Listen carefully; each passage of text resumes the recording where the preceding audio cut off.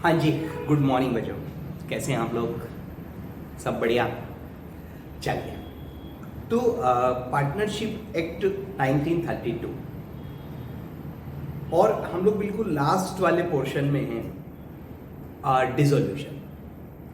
तो पिछली क्लास में हमने ये डिस्कस किया था कि भाई जो डिसोल्यूशन ऑफ फर्म है और जो डिसोल्यूशन ऑफ पार्टनरशिप है वो दो अलग अलग चीजें हैं। तो अभी हम लोग डिसोल्यूशन ऑफ फर्म की बात कर रहे हैं। ठीक, डिसोल्यूशन ऑफ पार्टनरशिप तो देखिए ऑलमोस्ट हो रखा है और उसमें हमने ये डिस्कस किया था कि रिटायरमेंट हो रहा है, डेथ हो रही है, एक्सपल्शन है, तो और रिमेनिंग फर्म कंटिन्यू कर रही है, तो वो चीज डिसोल्यूशन ऑफ पार्टनरशिप थी और वो डिसोल्यूशन ऑफ फर्म नहीं था। तो उस केस में फर्म कंटिन्यू करेगी, जो बुक्स ऑफ अकाउंट है वो भी कंटिन्यू करेंगी, और अकाउंटिंग की बात करें तो रीवैल्यूएशन अकाउंट बनेगा, रियलाइजेशन नहीं बनेगा। लेकिन जब डिसोल्यूशन ऑफ फर्म होगा तो this is the end of the ड्यूरल relationship of partners and the firm, the business discontinues, the books of account are closed, and all the assets and liabilities are settled. Assets are realized, liabilities are settled. So this is dissolution. Fine. Then we discussed कि what are the modes जिसके अंतर्गत अपना dissolution हो सकता है। तो very first was by agreement.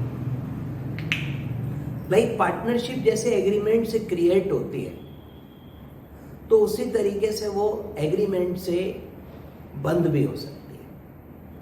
तो agreement is an important thing. Partnership is created through agreement. तो if all the partners of the firm agree to dissolve the firm तो दे कैन डिसॉल्व। सर अगर partnership at will है तो भी dissolution ऐसे ही होगा, लेकिन एग्रीमेंट नहीं चाहिए। In that case even a single partner, any of the partner can give a notice to all other partners in writing of his intention to dissolve the firm, और firm dissolve हो जाएगी, dissolution हो जाएगा। Sir ji besides that compulsory dissolution था और specified event होने पे, time पूरा होने पे भी डिसोल्यूशन हो रहा था। रिटायरमेंट, डेथ और एक्सपल्शन, इंसॉल्वेंसी में भी डिसोल्यूशन हो रहा था। However in those cases the partners has the right, the partners have the right to continue, तो वो कर सकते हैं। और लास्ट तक कोर्ट से कि जब लॉसेस ही हो रहे हैं या फिर कोई पार्टनर मिसकंडक्ट कर रहा है या कोई पार्टनर निग्लिजेंस कर रहा है या किसी की मेंटल कैपेसिटी अफेक्ट हो गई है, तो इन दैट केस कोई और रास्ता नहीं है except for dissolution, dissolution by the court. तो देखिए अब कोई भी तरीका हो डिसोल्यूशन ऑफ फर्म, चाहे वो एग्रीमेंट से हो, ठीक है, चाहे वो नोटिस से हो विल के केस में, चाहे वो कंपल्सरी डिसोल्यूशन हो या फिर स्पेसिफाइड इवेंट के होने पर डिसोल्यूशन हो और या फिर कोर्ट के द्वारा, कोई भी तरीका हो, किसी भी मोड से डिसॉल्व हो, पार्टनर्स के कुछ राइट्स एंड ड्यूटीज हैं ऑफ पार्टनर्स। देखिए जब डिसोल्यूशन का निर्णय लिया गया, ठीक है, any of these ways, okay, और एक दिन पार्टनर्स ने मीटिंग करी एंड दे ऑल एग्री कि let us dissolve the firm. Sir there can be any reason, इसमें रीजन की बात ही नहीं है, उनका मन है, आपस में लड़ाई है या नहीं करना चाहते, there can be any reason and the partners can dissolve the firm. तो जैसे ही उन्होंने डिसाइड किया कि चलो डिसॉल्व कर लेते हैं, तो क्या होगा? अगले दिन फर्म डिसॉल्व हो जाएगी। Sir ji, there are many assets, there are many liabilities. अब फर्म के पास देखिए, मान लीजिए एक बैलेंस शीट है, अब उसमें land, building, plant, furniture, stock, debtors, बहुत कुछ आ रहा है, क्रेडिटर्स भी हैं, लोन्स भी हैं। तो sir ji, it is not possible to settle the assets and liabilities within 2-3-4 days. This will take time.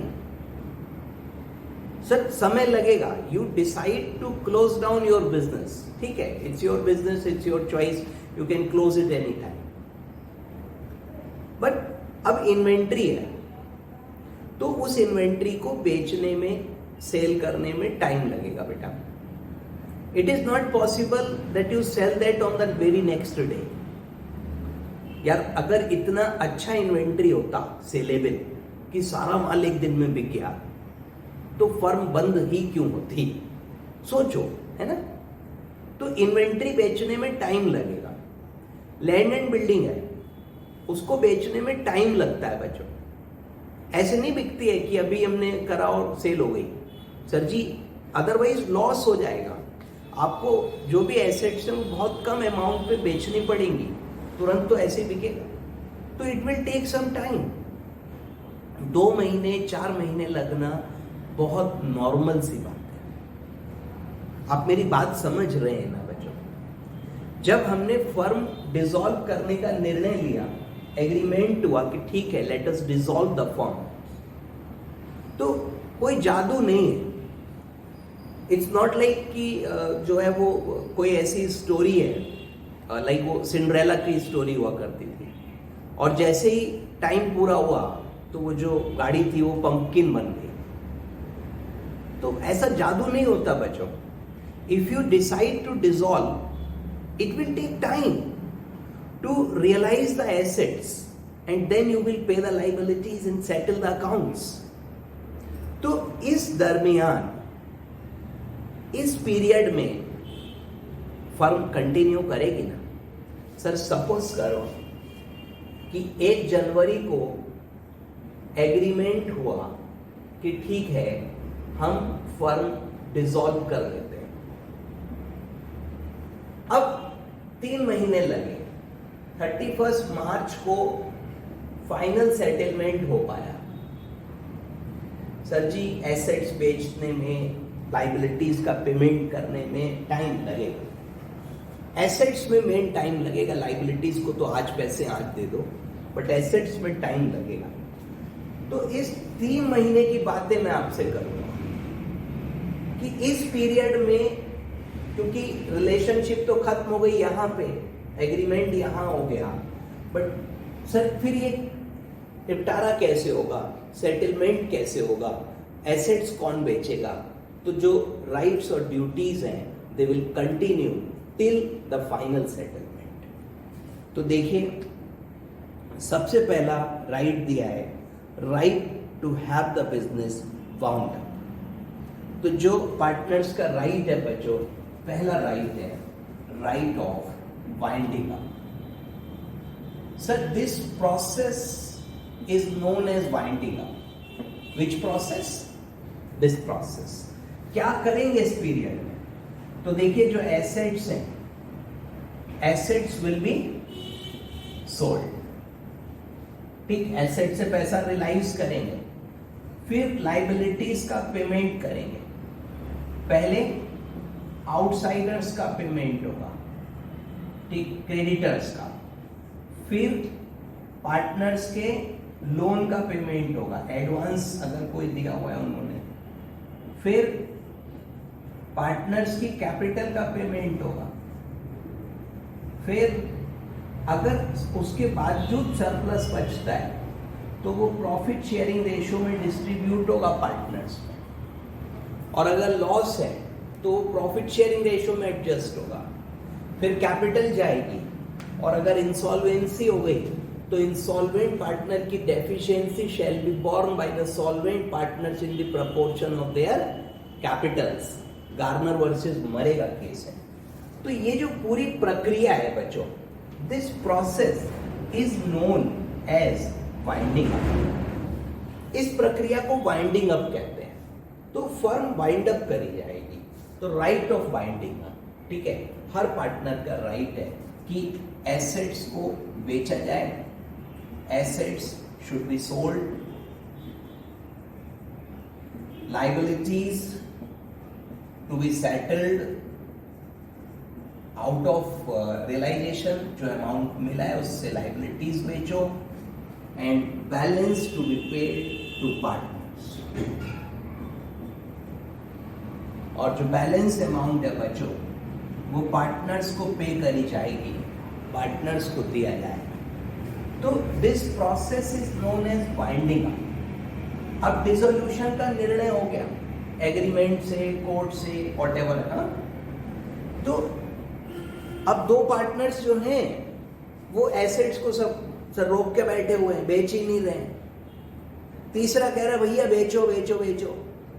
तो he has the right to get all the assets sold, तो to have the business wound up, debts of the firm settled out of the property of the firm, और जो surplus होगा वो partners में distribute होगा बच्चों, ठीक। Sir जी next है continuing authority of partners. Continuing authority of partners for winding up. देखिए वही 3 महीने का पीरियड है, तो अब उस पीरियड में पार्टनर्स की जो अथॉरिटी है वो बेटा कंटिन्यू करेगी। सर उनकी जो अथॉरिटी थी याद है, implied authority, express authority, agreement पे डिपेंड करती थी। तो जो अथॉरिटी है that will continue for the purpose of winding up, ठीक। तो sir ji partners authority to bind their co partners continue even after dissolution to wind up the firm. Sir, authority will continue to wind up the firm and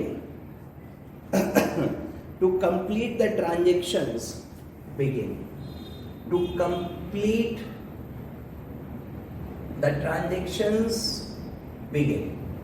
जो transaction already शुरू हो चुके हैं उसको वो finish करने के लिए पूरा कर सकते हैं। सर अब जैसे डेटर्स हैं, उनसे पैसा लेना है, तो पार्टनर्स की authority will continue, they can collect the amount from debtors.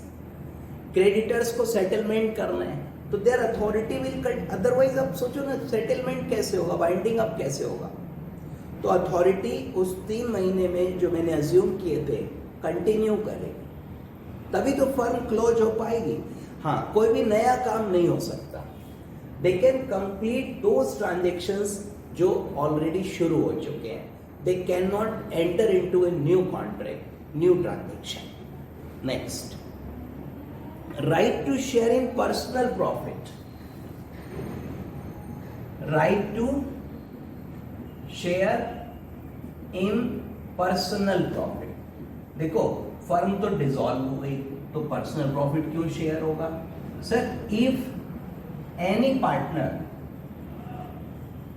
Earns any profit in the process of winding up, अगर वाइंडिंग अप की प्रोसेस में किसी पार्टनर को प्रॉफिट होता है तो other partners has the right, have right to share that profit. तो अगर कोई भी पार्टनर सर जी कोई सीक्रेट प्रॉफिट अर्न कर रहा है फर्म के ट्रांजैक्शंस में, फर्म की प्रॉपर्टी के यूज में, फर्म के बिजनेस कनेक्शन के द्वारा, मतलब फर्म के नाम से कर रहा है और उसमें प्रॉफिट हो जाता है, तो बच्चों वो प्रॉफिट उसको मिलेगा और वो प्रॉफिट उसको शेयर करा जाएगा, सब में शेयर होगा। सर राइट टू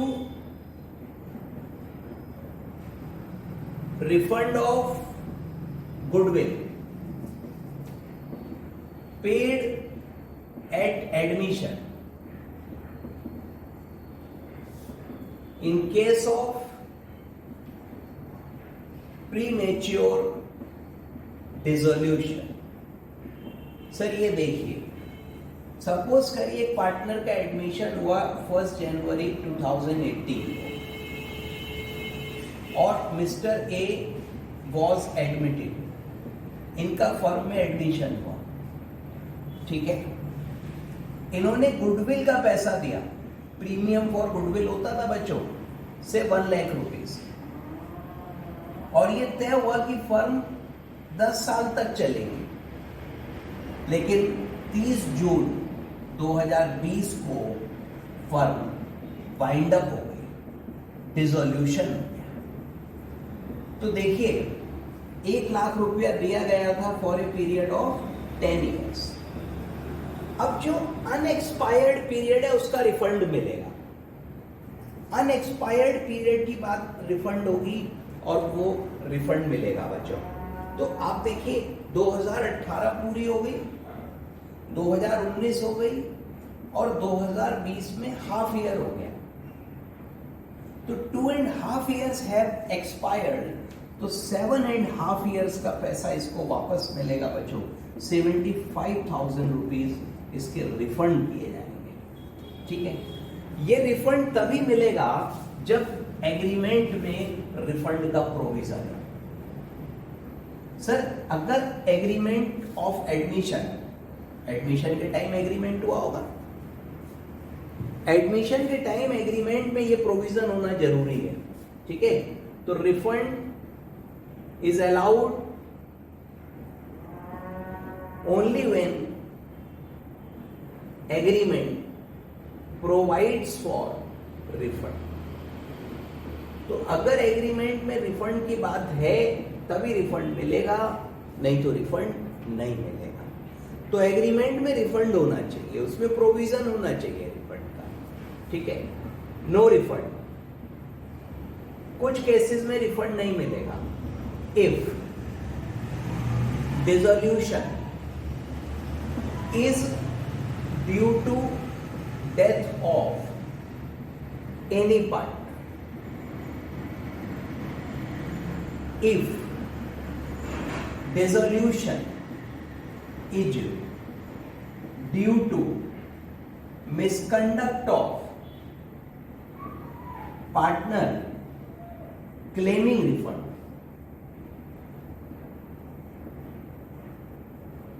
और बच्चों if agreement has no provision for refund, तो इन केसेस में रिफंड नहीं मिलेगा। देखिए क्या होता है कि जब भी कोई पार्टनर फर्म में एडमिशन लेता है तो जनरली वो गुडविल का पेमेंट करता है, प्रीमियम फॉर गुडविल हम लोग कहते थे उसको, और वो प्रीमियम देता है फॉर गुडविल, और वो अमाउंट रिमेनिंग पार्टनर शेयर कर लेते हैं। तो ए का एडमिशन हुआ और मान लीजिए बी और सी पुराने पार्टनर्स हैं, तो ये जो 1 लाख रुपीज गुडविल के लाएगा ये बी और सी शेयर कर लेंगे, ये अमाउंट बी और सी में डिस्ट्रीब्यूट हो जाएगा। अब ये तय हुआ था कि फर्म कम से कम 10 साल चलेगी, लेकिन डिसोल्यूशन हो गया 2.5 years के बाद में, तो उतनी अमाउंट तो खत्म हो गई, बट जो रिमेनिंग प्रोपोर्शनेट अमाउंट है दैट विल बी रिफंडेड। तो where a partner was admitted to the firm and he paid goodwill at the time of admission with an understanding that the firm will continue for a specified period, and if the firm dissolves, discontinues before that period, he is entitled for refund of his goodwill calculated on proportionate basis with reference to unexpired period. तो 10 साल में 2.5 years पूरे हो गए तो 7.5 years का refund उसको मिलेगा। So total amount divide by 10 into 7, 75,000 उसको वापस मिलेंगे। Sir, this refund is allowable only if the agreement provides for such refund. If agreement is silent on this point, then no refund is allowed. And if the dissolution takes place due to death of any partner, ठीक, तो भी refund नहीं मिलेगा. And if dissolution takes place due to misconduct of this person who is claiming for refund, तो भी refund नहीं मिलेगा. किसी और के misconduct से dissolution होगा, then he is entitled for refund. But इसकी खुद की बेईमानी है, तो फिर refund नहीं देंगे. तो देखिए, लिखा है कि where a partner has paid a premium, that is goodwill, on entering into partnership for a fixed term, तो उसने गुडविल का पेमेंट किया, and the firm is dissolved before expiry of that term. UP board का result आ गया बच्चों. वो कोई नहीं, मोबाइल क्योंकि मेरे हाथ में है तो अपडेट्स आते रहते हैं. खैर आप लोग तो यूपी बोर्ड वाले हो नहीं. तो where a partner has paid premium यानी goodwill on entering into partnership for fixed term, उसने गुडविल दी फिक्स टर्म के लिए. Firm is dissolved before expiry of that term, तो इसने 10 साल के लिए दिया और फर्म बंद हो गई 2.5 years में. He shall be entitled to repayment whole और रीजनेबल पार्ट. अब कितना रिफंड होगा देखिए टर्म्स पे डिपेंड करेगा, और अगर टर्म्स में नहीं है तो लेंथ ऑफ टाइम पे डिपेंड करेगा.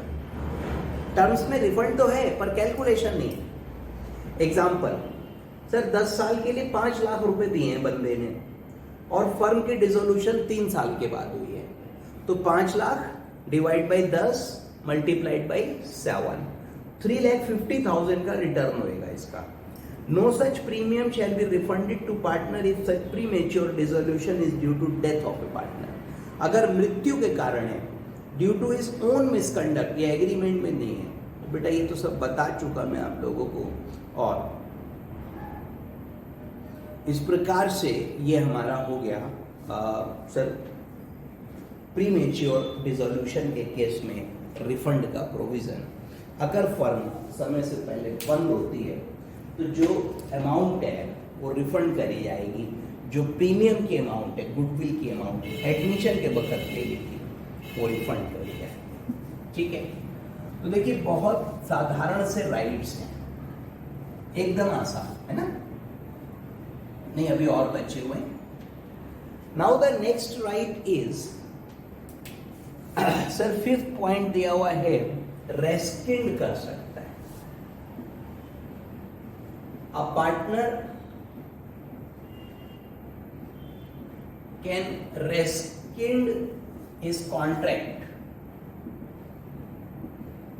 of admission if admission was based on fraud or misrepresentation. ठीक है बच्चों. अब देखिए कुछ नई टर्म्स यहां पे आ गई. एक टर्म है रेस्किंड. रेस्किंड का मतलब है कॉन्ट्रैक्ट को खत्म कर देना. सर डिसकंटिन्यू कर देना एग्रीमेंट. तो कॉन्ट्रैक्ट रेस्किंड हो सकता है, माने अनुबंध को तोड़ा जा सकता है, कॉन्ट्रैक्ट को तोड़ा जा सकता है. इस contract of admission, if admission was based on fraud or misrepresentation, ये दोनों लगभग एक से हैं. इंटेंशन का फर्क होता है. अगर मैं इंटेंशनली झूठ बोल रहा हूं तो इट इज फ्रॉड, और अगर मैं अननोइंगली झूठ बोल रहा हूं, what I am saying is not true but I believe that to be true, तो वो मिसरिप्रेजेंटेशन है. ये बाद में मैं आपको डिटेल में बताऊंगा, अभी ये नहीं पढ़ रहे हम लोग, बट फिर समझ लो. Sir I am telling you something which is untrue. मैंने आपको कोई बात बताई जो गलत है, झूठ है, एंड आई नो कि इट इज अनट्रू, तो ये फ्रॉड है. And if I am telling you something which is untrue but I don't know that it is untrue, मैं उसको सच मानता हूं, तो मिस रिप्रेजेंटेशन है। एज पर कॉन्ट्रैक्ट एक्ट दोनों के केस में कॉन्ट्रैक्ट को तोड़ा जा सकता है, उसको खत्म किया जा सकता है, क्योंकि झूठ पर कॉन्ट्रैक्ट बेस्ड है। एनीवे, हम उस पर नहीं जा रहे। समझिए सर, ए और बी दो पार्टनर्स हैं। एक दिन इन्होंने सी से कहा भाई आजा पार्टनर बन जा। सी ने कहा अच्छा क्यों बन जाऊं?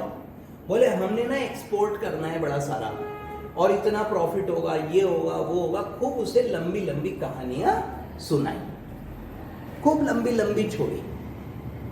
सर होता है, देखिए मैं समझाता हूं। अभी मान लीजिए किसी का ना शादी की बात चल रही थी।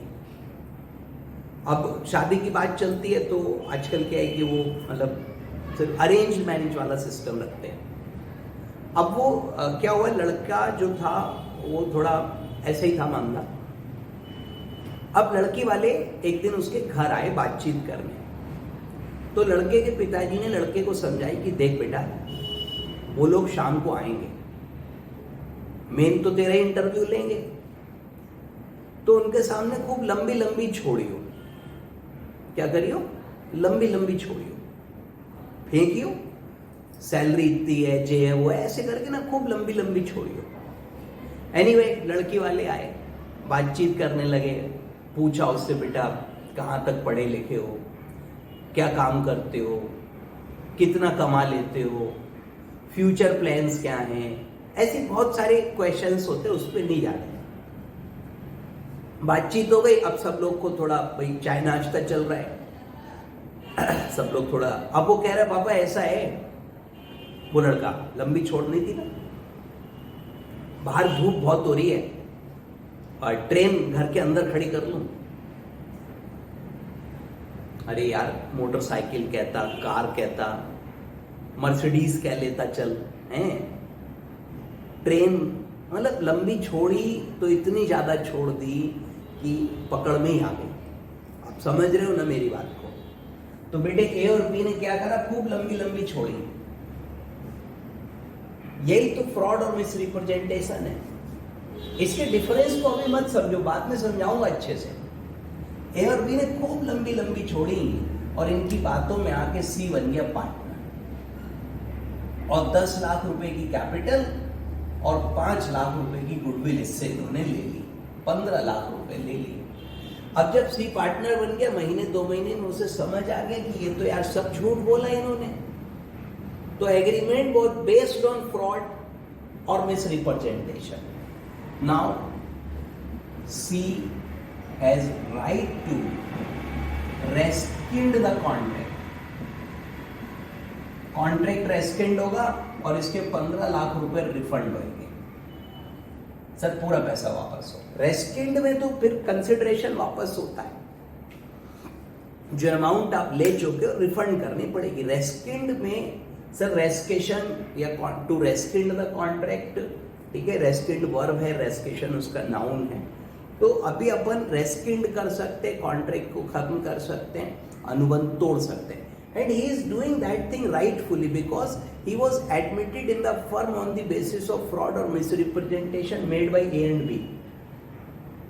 झूठ बोल के पार्टनर बना लिया। अब वो कह रहा है अबे तुम्हारे पास तो कुछ है ही नहीं है, ट्रेन की बात करते हो और साइकिल पे पापड़ बेचते फिर रहे। अरे वो मूवी नहीं देखी थी सुपर 30? एनीवे, तो बेटा पॉइंट नंबर है 5, where a partner was induced. Induced का मतलब होता है उसको बहकाया गया, टू ज्वाइन द फर्म, उससे कहीं आ जाओ, पार्टनर बन जाओ। फ्रॉड या मिस रिप्रेजेंटेशन, ठीक, और of any other partner, aggrieved partner, aggrieved मतलब जो पीड़ित है, जिसको कष्ट हुआ है, दैट इज सी। तो C has the right to rescind the agreement, and in that case if he rescind the agreement, whatever he has paid he will be refunded. Sir ji हो गए यहां तक। नेक्स्ट पॉइंट है right to restrain the other partners from using firm name or firm's property. हाँ, firm के purpose से use होगा, firm के पर्पज से यूज होगा। तो बच्चों, रिस्ट्रेन का मतलब होता है रोकना।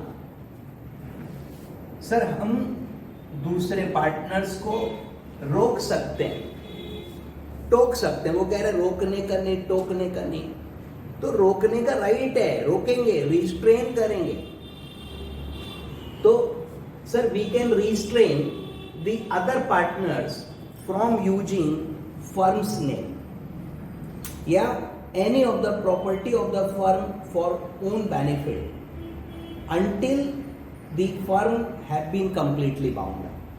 सर, जब तक बाइंड अप नहीं हो जाती तो कोई भी यूज नहीं करेगा फर्म का नाम। बात तो सही है बेटा।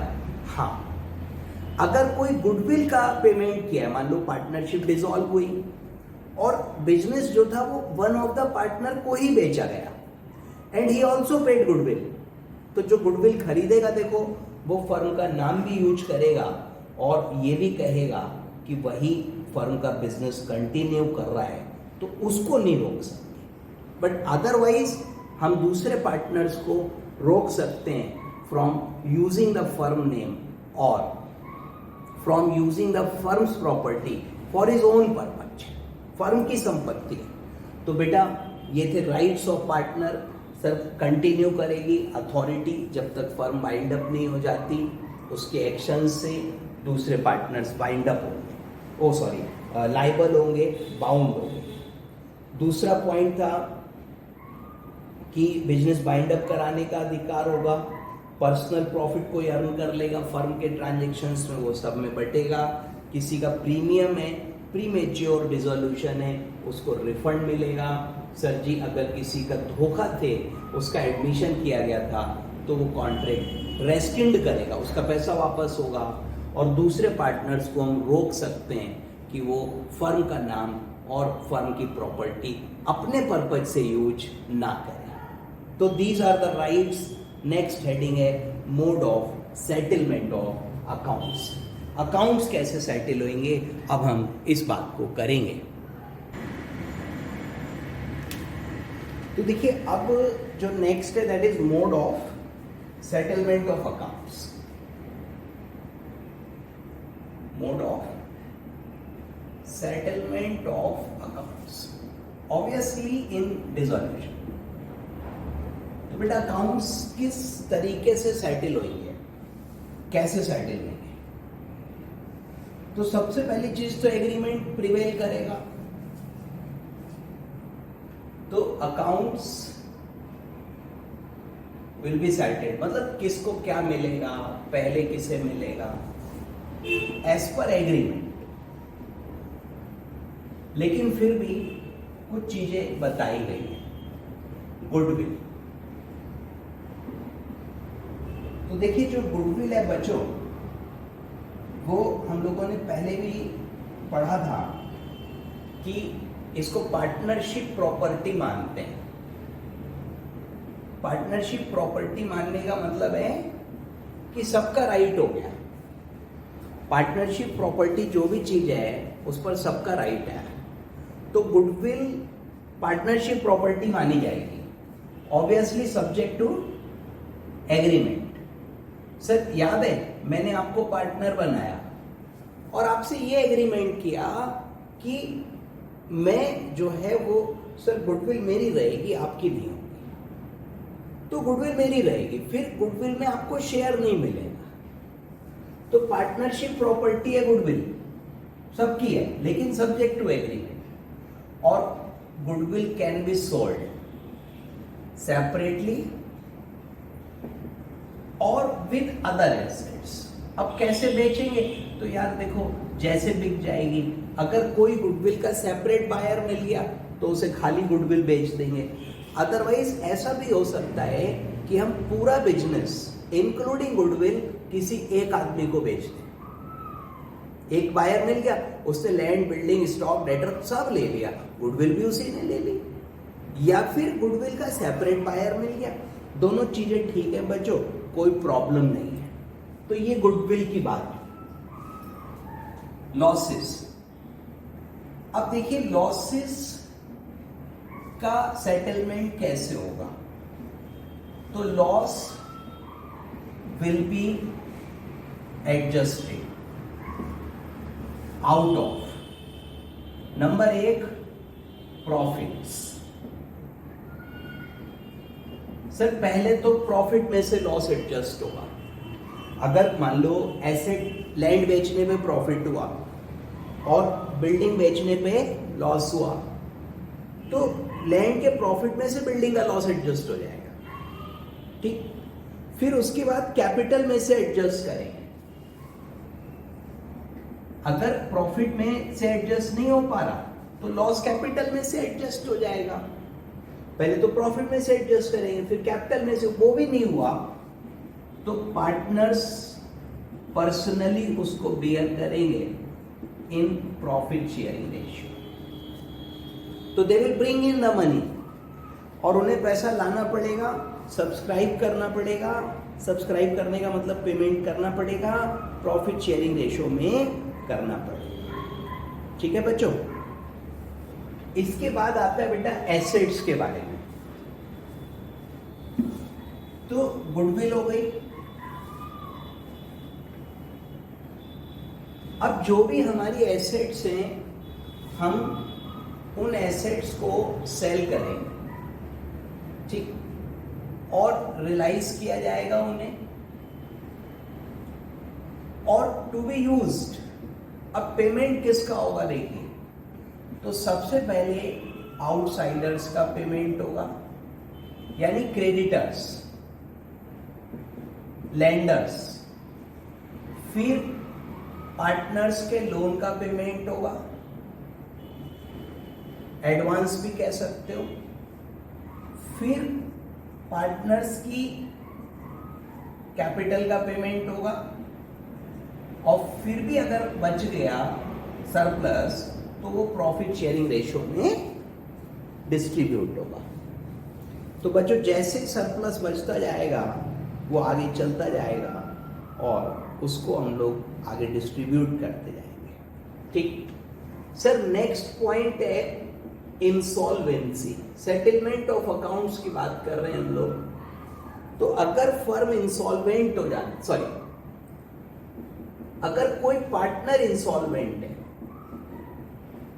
If any of partner becomes insolvent, तो अगर कोई पार्टनर इंसॉल्वेंट हो गया, पार्टनर का दिवाला निकल गया, ठीक है, तो जो उसकी डेफिशिएंसी है विल बी बोर्न, सर वो जो पैसा नहीं दे पा रहा है, बाय अदर पार्टनर्स, दूसरे पार्टनर्स उसको बियर करेंगे इन कैपिटल के रेशियो। पीएसआर में नहीं बढ़ता है बच्चों, कैपिटल में बांटा जाता है, and this is a rule, Garner versus मरे कहलाता है। ये बड़ा फेमस रूल है, इसके अंतर्गत ये तय होगा। तो अगर डिसोल्यूशन के दरमियान किसी पार्टनर की इंसॉल्वेंसी हो जाती है and he is not able to contribute whatever is due on his account, उसके ऊपर जो ड्यू है दे नहीं रहा, तो उसका जो डेफिशिएंसी है that will be borne by other partners in the ratio of capital as outstanding just before dissolution, and this is rule as per Garner versus Murray. और बच्चों all this is subject to agreement. तो जैसा भी agreement में होगा वो prevail करेगा, but अगर एग्रीमेंट नहीं है तो गार्नर वर्सेस मरे लगेगा। Sir ji settlement of accounts चल रहा है कि पहले किसे मिलेगा, बाद में किसे मिलेगा, लॉस होगा तो क्या करेंगे, एसेट्स बिकेंगे तो क्या करेंगे, गुडविल कैसे होगी, ये सब है। तो बस लास्ट पॉइंट है फर्म्स प्रॉपर्टी, यानी फर्म की assets will be used to pay firm's liability first. और बच्चों partners assets will be used to pay partner's liability first.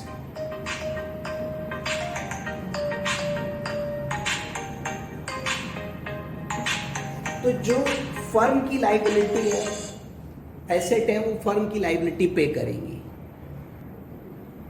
तो फर्म की प्रॉपर्टी, देखिए पहले फर्म की लाइबिलिटीज पे करेंगे और अगर कोई सरप्लस बचेगा तो पार्टनर को देंगे।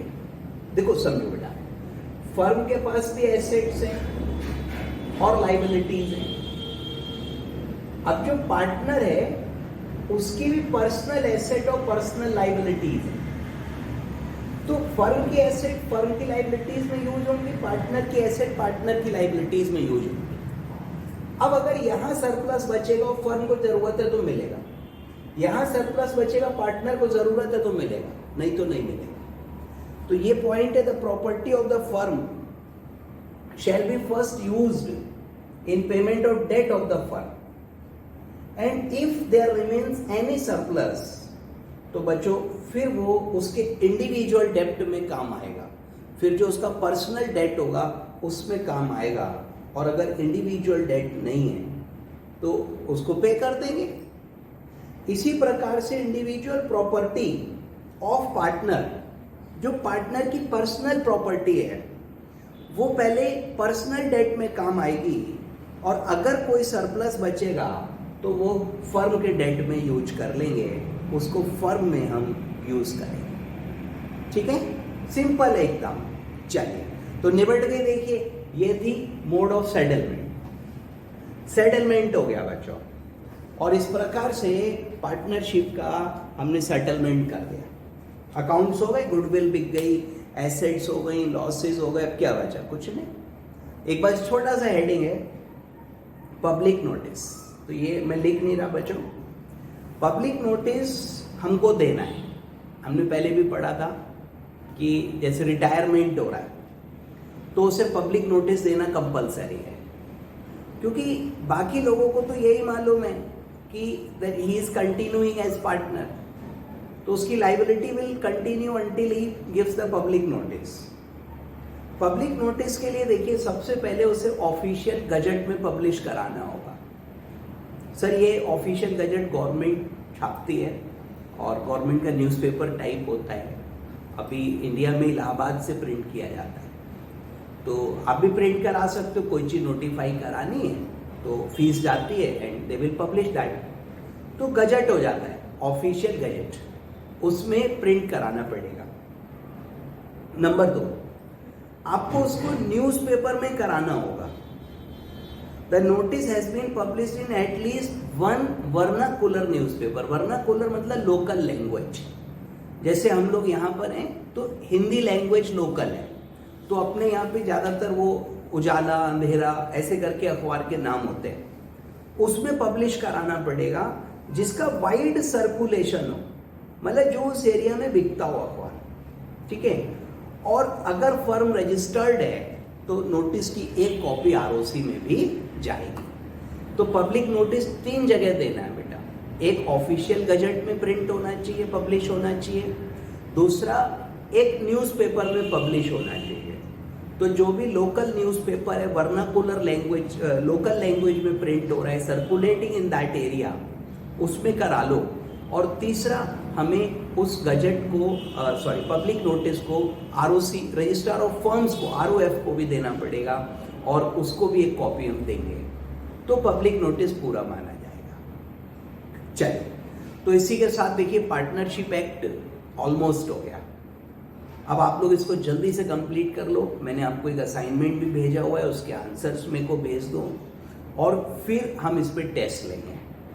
तो थोड़ा अच्छे से प्रिपेयर करिएगा। लिखने की प्रैक्टिस बच्चों बहुत ज़रूरी है, और वो आपने थोड़ी सी भी कर ली तो एग्ज़ाम में उसका बड़ा अच्छा आपको फ़ायदा मिलेगा। चलिए, तो फिलहाल इतना ही रखते हैं। अगली मुलाकात होगी अगली क्लास में। तब तक के लिए tata bye bye, take care.